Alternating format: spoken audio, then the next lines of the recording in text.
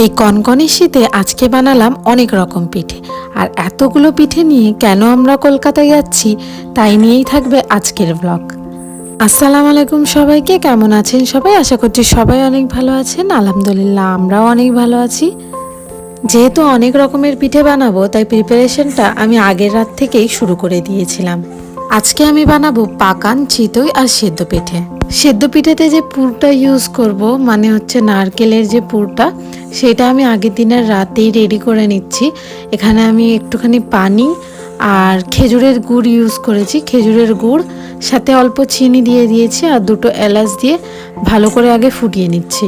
ফুটিয়ে তার মধ্যে নারকেলের যে কোড়া নারকেলটা, অল্প এখানে সামান্য নুনও দিয়েছি। তারপর যে কোড়া নারকেলটা সেটা আমি দিয়ে ভালো করে যতক্ষণ না মানে চটচটে মতন লাল হচ্ছে ততক্ষণ পর্যন্ত রান্না করব। আর এই সেদ্ধ পিঠের আটাটা মানে যে খামিরটা হবে সেটা আমি সকালে রেডি করব, প্লাস যে আরও দুটো পিঠের যে ব্যাটারগুলো হবে সেগুলো আমি সকালেই করব।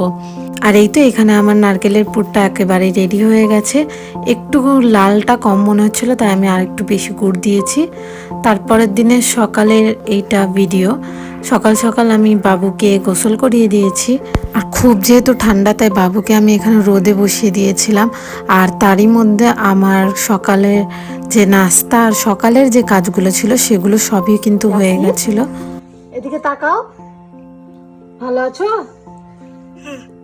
তারপরে বাবুকে রেডি করে আমি এখানে চলে এলাম এই সব জামা কাপড় যেগুলো আমরা পরে যাব সেইগুলো রেডি করতে। আর যে ব্যাগগুলো নিয়ে যাব সেই ব্যাগগুলো গোছাতে চলে এসেছিলাম। তারপর ওগুলো হয়ে যাওয়ার পর আমি আগে রান্নার কাজ সেরে নিয়েছিলাম। রান্নাটা হয়ে যাওয়ার পর তারপরে আমি পিঠে বানাতে এসেছি। এখানে আমি সেদ্ধ পিঠে করার জন্য নিয়ে নিয়েছিলাম চালের আটা আর ময়দা, সেই দুটোই ভালোভাবে মিক্স করে নিচ্ছি। মিক্স করে নিয়ে আগে আমি খামিরটা রেডি করে নেব। আর তার জন্য আগেই আমি পানিটা ফুটতে দিয়ে দিয়েছি। ফুটেই এসছে, আমি একটুখানি নুন দিয়ে দিলাম। আর নুন দিয়ে একটুখানি নেড়ে আমি আটাগুলো সব দিয়ে দেবো।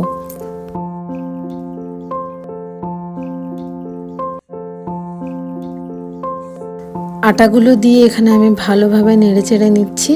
ব্যাস নেড়ে নিলেই খামিরটা আমার পুরো রেডি হয়ে যাবে। খামিরটা রেডি হয়ে গেলে আমার তো নারকেলের যে পুরটা সেটা তো আমি আগেই রাতেই বানিয়ে নিয়েছিলাম, তো তাই জন্য বেশি দেরি হবে না। আর এত রকমের এতগুলো পিঠে একা করা তো একদমই সম্ভব না। এখানে আম্মাজি আর আমার ননদ হেল্প করছিল। আম্মাজিকে আমি খামিরটা করে দিতে, আম্মাজি এখানে আগে আটাটা ভালোভাবে ছেনে নিচ্ছে। ছেনে এবার ছোট ছোট লেচি কেটে গোল গোল করে রাখলে তারপর দিদি ওগুলো শেপ দিয়ে নেবে। আর যেহেতু এতগুলো পিঠে বানাবো আর সময়ও অনেক বেশি লাগবে, তাই জন্য এরই ফাঁকে মানে খামিরটা করে নেওয়ার পর আমরা দুপুরের খাওয়া দাওয়া করে নিয়েছিলাম। খাওয়া দাওয়া করে একটু রেস্ট নিয়ে তারপরে আমরা সবাই পিঠেগুলো বানাতে বসে গেছিলাম। আর এই তো দিদি এখানে সেদ্ধ পিঠের যে শেপটা দেবে সেটার জন্য বসেছে। আর মানে নারকেল দিয়ে যে শেপটা দিতে হয় তার আগের যে প্রসেসটা, মানে কি বলবো যে ওটাকে কি বলে ঠিক আমি বোঝাতে পারছি না জিনিসটা, মানে কোন শেপে, অ্যাকচুয়ালি একটু গোল টাইপের। আটার গোলাগুলোকে আর কি এইরকম, ঠিক এইরকম গোল গোল করে নিতে হবে, যেটা আমি একদমই পারি না। হ্যাঁ, নারকেল দিয়ে এখানে নারকেলটা আমি দিয়ে দিচ্ছিলাম। আর ওটা মুড়েওছি আমি, সবকটা মুড়িনি আমি, কারণ আমি পাকান পিঠে করব, তারপর চিতই পিঠে করব, অতটা সময় থাকবে না। তাই জন্য আমি কয়েকটাই মুড়ে খালি আপনাদের সাথে শেয়ার করব বলে কয়েকটা মুড়ে আর কি ভিডিও করে নিয়েছিলাম। তো ওইগুলোই আগে দেখিয়ে দিচ্ছি। আর বাকি সব পিঠে, যতগুলো পিঠে হয়েছিল সবকটা পিঠে দিদি আর কি শেপ দিয়েছে। বিয়ের আগে কখনো এরকম পিঠে যেহেতু আমি বানাইনি, বিয়ের আগে তো সবসময় মাই বানাতো, আমি তো খেতাম, আর তখনও কোনো দিন বানাইনি। আর বিয়ের পর আমি অনেকবার বানিয়েছি, কিন্তু এরকম ডিজাইন দিতে একদমই পারতাম না। আর বলতে গেলে এখন আমি শিখেছি। ওই দুটো পিঠেই আমি মুড়েছি, আর বাকি এগুলো যতগুলো করা আছে সেগুলো সবই দিদি করেছে। আর এই যে এখানে দেখতে পাচ্ছেন দুদিক মোড়া পিঠেগুলো, এইগুলো হচ্ছে আম্মাজির যেহেতু সুগার আছে তাই এইখানে যে নারকেলের পুরটা এটার আর কি অল্প মিষ্টি দিয়ে পুরটা রেডি করা হয়েছিল, ওই পুরটা দিয়েই পিঠেগুলো করা হয়েছে। তারপর ভাপানোর জন্য দিয়ে দিয়েছি। আর এখানে চলে এসেছি পাকান পিঠেটা করে নেব বলে। পাকান পিঠে করার জন্য আগে গুড়টা ফুটিয়ে নিচ্ছি। এখানেও এই পিঠেটা করার জন্য যে গুড়টা নিয়েছি এটাও খেজুরেরই গুড়। খেজুরের গুড়টা ভালো করে ফুটিয়ে আগে ঠান্ডা করে নেব, ঠান্ডা করে তারপর পিঠে করব। পাকানের ব্যাটারটা রেডি করার জন্য আমি একটা বড় জায়গা নিয়েছি। আর এখানে যেটা দেখতে পাচ্ছেন এটা হলো সেদ্ধ চাল, যেটাকে সারা রাত ভিজিয়ে সকালে আমি মিক্সচারে এটা পেস্ট করে নিয়েছিলাম। পাকানে এটা দিলে তবে পাকান নরম আর খেতেও অনেক টেস্টি হয়। ফোটানো খেজুরের গুড় আর সেদ্ধ চালের পেস্ট আর দিয়ে দিচ্ছি চালের আটা। আর শুকনো ইনগ্রিডিয়েন্টগুলোর মধ্যে চালের আটার সাথে একটু ময়দাও দিতে হয়, নালে পিঠেটা ভালো হবে না। আর ময়দাটা দিতে যেহেতু আমি একটু ভুলে গেছিলাম, তাই এখানে আগেই আমার মেশানো হয়ে গেছে। তারপরে আমি যখন মনে পড়লো যে ময়দা দেওয়া হয়নি, তখন আমি ময়দাটা দিয়েছি। আর ময়দাটা দিয়ে এবারে ভালোভাবে মিক্স করে নেব। মিক্স করতে করতে মনে হলো যেন কালারটা অনেকটা হালকা, আর একটুখানি টেস্ট করে দেখলাম চিনিটা মানে মিষ্টিটা অনেকটা কম হয়েছিল, তাই জন্য এখানে আমি আর একটু গুড় অ্যাড করে দিয়েছি। গুড় অ্যাড করে দেওয়ার পর মানে মিষ্টিটাও ঠিক ছিল আর দেখতেও কালারটা ডিপ এসছে। আর এখানে আমি দিয়ে দিলাম সামান্য একটু নুন। আর পিঠের যে ব্যাটারটা এরকম একটু থিক টাইপের হবে, এরকম হয়ে গেলেই বুঝতে পারবেন যে পাকানের ব্যাটার একদম রেডি। পাকানের ব্যাটারটা রেডি করে নিয়ে চলে এসেছি কিচেনে, কড়াই বসিয়ে দিয়েছি। আর দিয়ে দিচ্ছি এখানে সর্ষের তেল। সাদা তেলের থেকে সর্ষের তেলে ভাজলে পাকানগুলো খেতে বেশি মজা হয়। আর এখানে তেলটা একটু বেশি গরম হয়ে গেছিলো, গরম হয়ে যাওয়ার কারণে আমার প্রথম যে পিঠেটা সেটা একটু বেশি মানে পুড়ে গেছিলো। তারপর থেকে গ্যাসের ফ্লেম একটু মিডিয়ামে রেখে প্রত্যেকটা পিঠে আমি ভেজে নিয়েছি। আর প্রত্যেকটা পিঠেরই কালার খুবই ভালো এসছে। আর এই পাকান পিঠেগুলো ভাজতে ভাজতে আমার প্রায় 4:30 মতো বেজে গেছিলো। তাই জন্য পাকান পিঠেটা করে নেওয়ার পর চিতই পিঠের জন্য যে ব্যাটারটা সেটা আমি রেডি করে দিয়েছিলাম পিঠেগুলো ভেজে নেওয়ার পর। আর সেটা মানে মাটির হাঁড়িতে যে চিতই পিঠেটা সেটা দিদি করে নিয়েছিল। এই ভিডিওতে আমি চিতই পিঠে করাটা আর দেখালাম না, কারণ এই ভিডিওটা অলরেডি অনেক লং হয়ে গেছে। যদি ওই পিঠের রেসিপিটাও দেখাতে যায় তাহলে ভিডিওটা আরও লং হয়ে যাবে।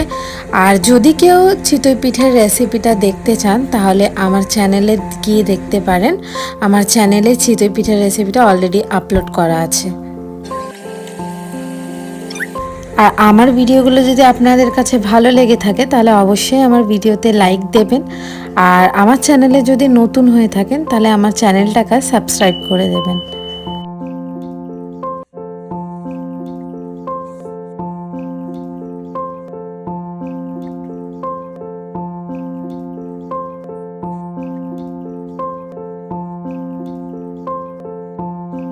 আর এই তো দেখতেই পাচ্ছেন পিঠেগুলো ভাজা আমার কমপ্লিট।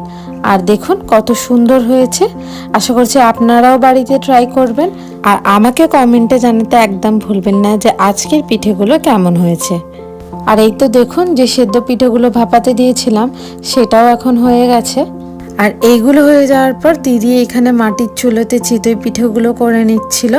আর আমি চলে গেছিলাম রেডি হতে। যেহেতু এতগুলো পিঠে তো নিয়ে যাব না, কিছু রেখে গেছিলাম ঘরের জন্য, আর বাকি বেশিরভাগটা আমি নিয়ে চলে গেছিলাম। এবার আপনাদের বলি যে আমি কোথায় যাচ্ছি আর কেন যাচ্ছি। ভিডিওর থাম্বনেল দেখে তো বুঝেই গেছেন আমরা যাচ্ছি কলকাতায়। কিন্তু এত রকম পিঠে নিয়ে এতগুলো ব্যাগ গুছিয়ে রেডি হয়ে কেন কলকাতায় যাচ্ছি সেটাই ভাবছেন তো। তাহলে আপনাদের জানিয়ে দিই, কলকাতায় হচ্ছে আমার বাবার বাড়ি।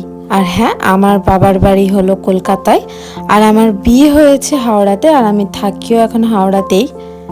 আর সবার জন্য কি নিয়ে যাব সেটা বুঝতে না পারায় শীতকালে তো পিঠে খেতে সবাই ভালোবাসে, তাই পিঠেটাই বানিয়ে নিয়ে যাচ্ছি। এখানে বাবুকে আগে রেডি করে দিয়েছি। বাবুকে রেডি করতে অনেক সময় লেগেছে, যেহেতু আমরা স্কুটি করে যাব তাই জন্য হাওয়াটা যেহেতু বেশি লাগবে তাই জন্য ওকে অনেক কটা সোয়েটার পরাতে হয়েছে। ভেতরে একটা সোয়েটার পরে আছে, ফের বাইরে একটা সোয়েটার পরেছে, আর এমনি তো নর্মাল জামা ভেতরে আছে, আর টুপি হাত মোজা সবই পরিয়ে দিয়েছি। স্কুটিতে গেলে না মানে যত ঠান্ডা রয়েছে বাইরে তার থেকে বেশি হাওয়াটা লাগে, আর যার জন্য শরীর খারাপ হয়।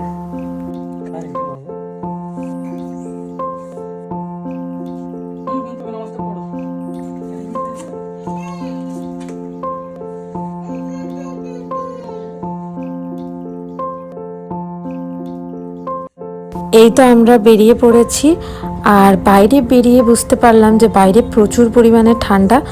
বাড়িতে থেকে অত বোঝা যাচ্ছিল না যে মানে কতটা ঠান্ডা, বাইরে বেরোবার পর বোঝা গেল যে ঠান্ডাটা কতটা আর কি বেশি।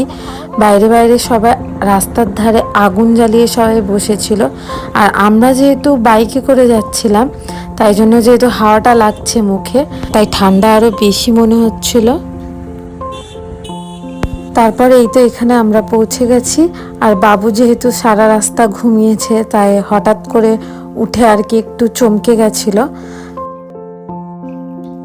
এই তো আমরা চলে এলাম ঘরে, আর ঘরে এসেই বাবু আগে ওর মিমির কোলে বসে গেছে। মিমি মানে হলো ওর খালাম্মা, মানে হচ্ছে আমার বোন।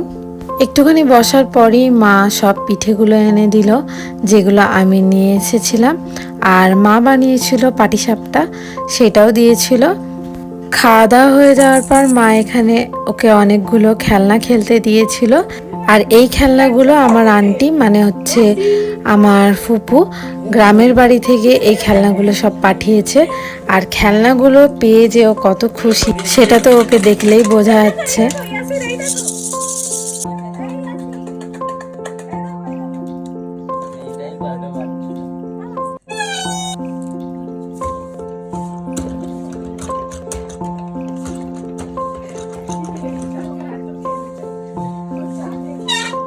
তারপর রাতের জন্য ভাবি আর মা মিলে এখানে করছিল আলুর পরোটা। এখানে ভাবি বেলে দিচ্ছিল আর মা এখানে পরোটাগুলো সেঁকে নিচ্ছিল, আর পরোটাগুলো খাওয়ার জন্য করেছিল ধনেপাতার চাটনি। তো ধনেপাতার চাটনি দিয়ে আলুর পরোটাগুলো খাওয়া হবে। এখানে দাদা, ভাই আর আমি মিলে খেতে বসেছিলাম। আজকের ভিডিওটা এখানেই শেষ করছি। সবাই ভালো থাকবেন। আল্লাহ হাফিজ।